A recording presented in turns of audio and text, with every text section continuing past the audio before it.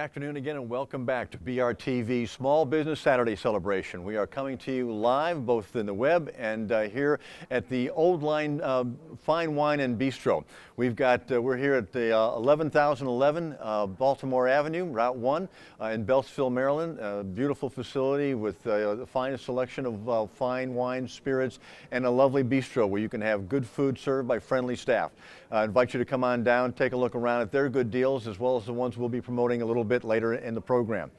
One of the things I wanted to bring to attention to small business owners, especially in our audience, is the U.S. Chamber of Commerce's annual Dream Big Award for small businesses. You can nominate a business if you're a customer, and if you're a business owner, you can certainly nominate yourself. The award offers a $10,000 cash prize and also has recognition for 7 regional finalists and 100 blue ribbon winners from around the area. And this is all get recognition at the America's Small Business Summit in Washington, D.C. Now, you have to pay attention, even though the holidays are coming up and consuming a lot of your activity. The program timelines have January 6th is the deadline for nominating a business, and February 3rd is the deadline for applying your own business for that award. But if you have fewer than 250 employees and a gross revenue of less than $20 million in 2011 and 12, then you are eligible. And I encourage you to go to the Chamber of Commerce website, look for the Dream Big Award, and dream a little bigger how to grow your business if you're a winner. Certainly you'll get the recognition and exposure that your business needs to move forward. With that, someone who's been involved with helping businesses grow and add to their both their business bottom line and to what they bring to the community, Mr. Al Granger of Networking Advocates. Mr. Granger, thank you for coming with us today. Glad to be here. You have a number of things that you are into in terms of social media marketing, email marketing, entrepreneurship, small business, business to business, and strategic partnerships. Before we get into some of those details, give us a little bit of your background and your story about what brought you to this point in your business career. Okay, well, I've been in the printing industry for 40-some years, and what I wanted to do is have a weekly email that I could send out to my clients and keep my name in front of them. But being in the printing industry, a lot of people associate that with an expenditure, and I don't think they want to see an email from somebody every week telling them about the printing industry. So at that particular time, I was doing a lot of the networking. Actually, I was doing about 2 events a day. And I decided, well, why not start those were events that were promoting your printing business? Well, no, they were events that weren't excuse me, they weren't doing that at all. They were just networking events for business to get together and collaborate. So I decided, well, it took me a couple hours just to find a few places, and I thought I'd start researching it. So my first email that went out had 8 events on it. Now I probably have about 20 each week that I send out, but on the website it lists about 200. Wow. That's huge. Yes, it's quite a bit. In fact, we get new people all the time that have smaller networking events that, you know, that a lot of people don't hear about, and they come to me and we'll list it on the website. So you become a clearinghouse for those with other networking events for businesses to take advantage of. Absolutely. And then after being around for 6.5 years and people seeing the email every week, I started getting approached by people that wanted to advertise on it as well.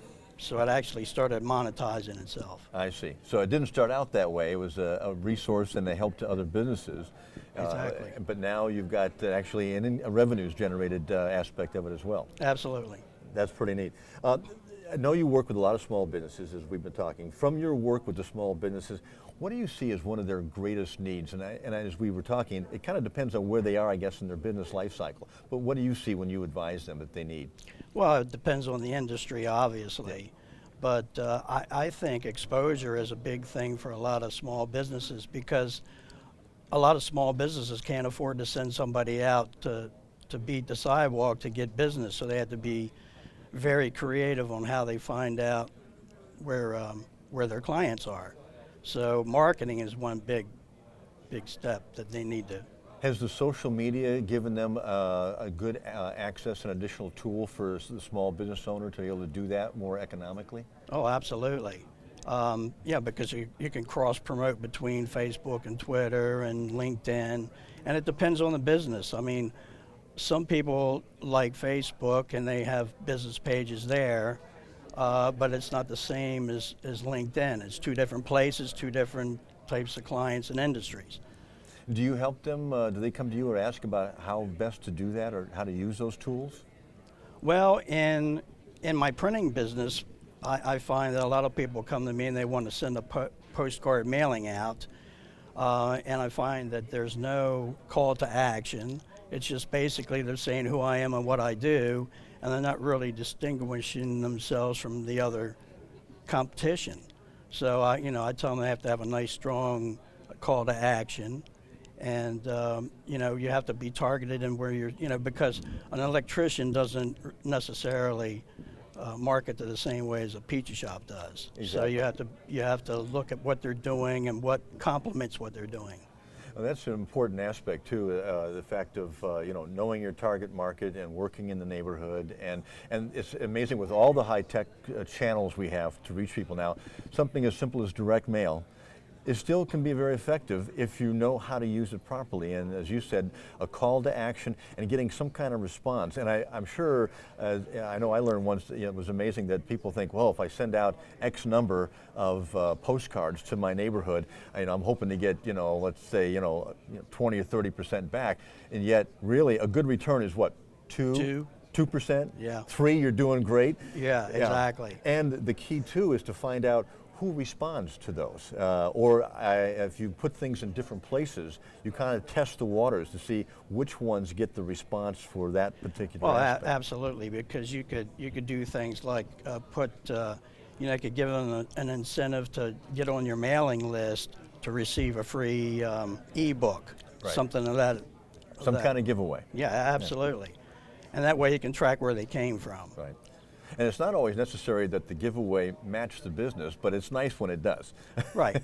But you can always work with the local restaurant and say, we need a couple gift certificates, and when they win these gift certificates, they come in and try your restaurant, and they're going to tell their friends. That's right. And if you're in a business that can help the restaurant as well, then you've got another business-to-business opportunity to develop Absolutely. and broaden the client base. We talk about what elements or characteristics, and you mentioned strategic partnerships online, that should a small business owner look at if he's thinking, I need to partner with somebody, how do I consider who that should be and what should I look for? Well, I'll use the wedding industry as a good example. There's probably 15 different businesses trying to go after the same dollar from the same bride. Right. Tux, venue, caterer, you name it. Video. Right. So they should be forming a collaboration, with at least 3 or 4 other vendors, and promote themselves to the bride that way, because it cuts down on their advertising costs. It makes it a lot easier to, for the bride too, because she has quite a few choices from one source. Right.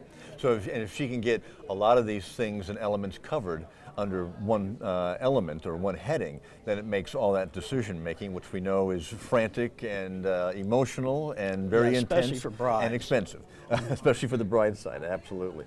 So they should look at what their business is and look how well it matches up with corresponding or collateral industries. Another example is a lot. You could have an electrician, a chimney sweep, a car repair shop, all in the same area. They could all get together and do a direct mail right to their zip code, and the chances are people want to work it, or they want to deal with people in their neighborhood. Sure.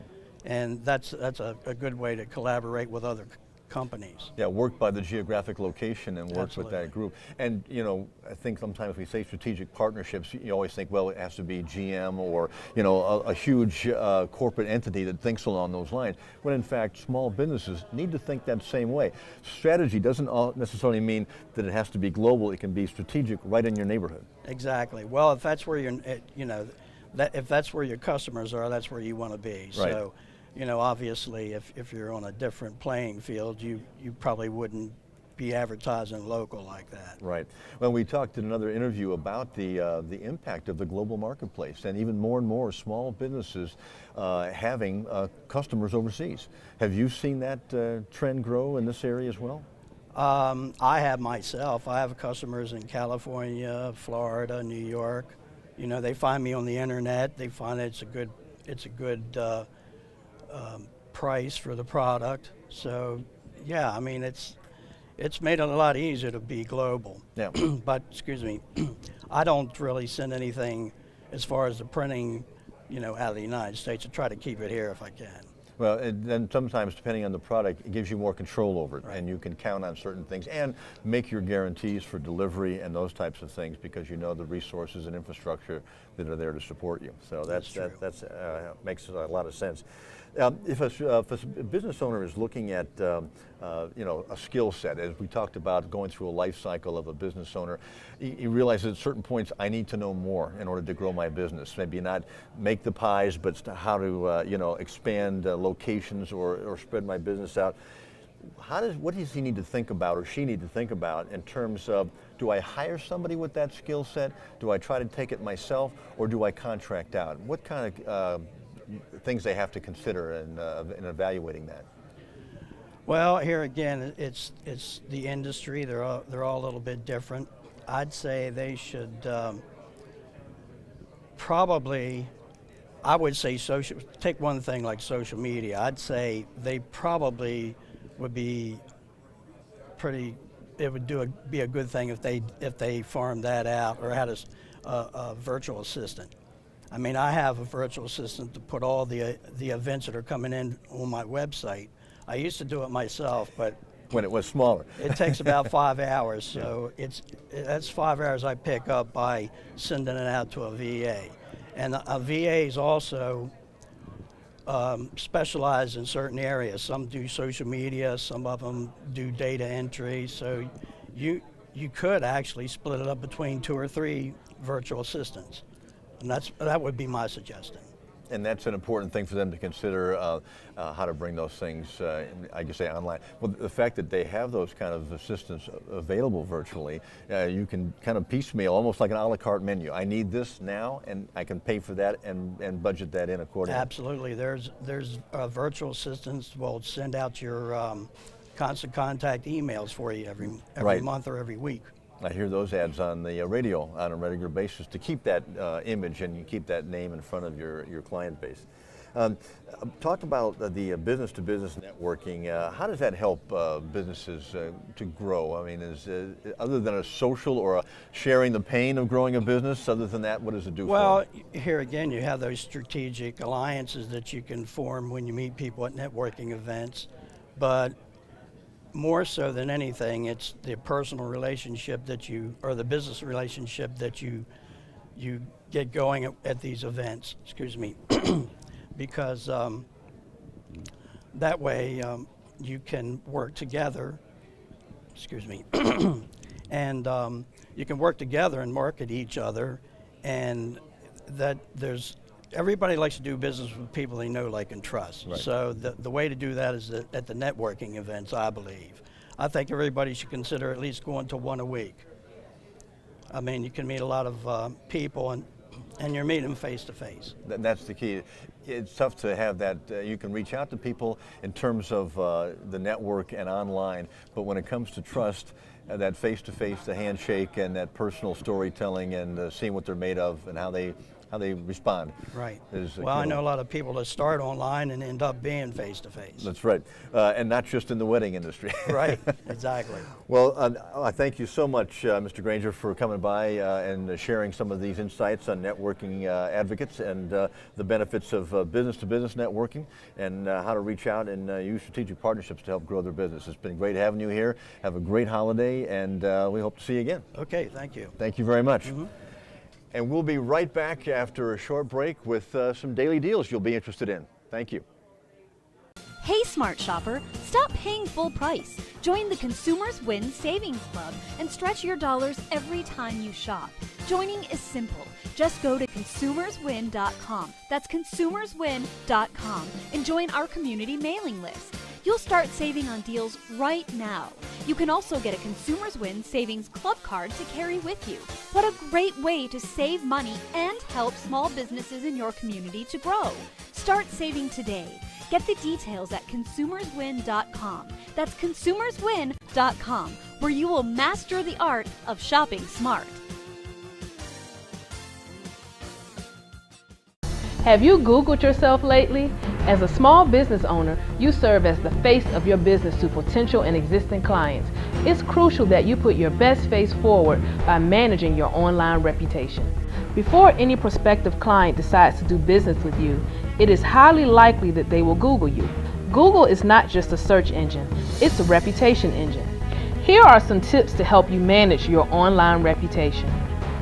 Protect yourself by Googling your name and the name of your business regularly. Use free monitoring tools like Google Alerts to be notified when there is any mention of you or your business. If you do find something negative, act swiftly by either cleaning it up or drowning it out. Clean it up by contacting the website owners and asking them to remove the negative information. Drown it out by posting positive information about you and your company using the various social media networks, blogs, and your own personal websites.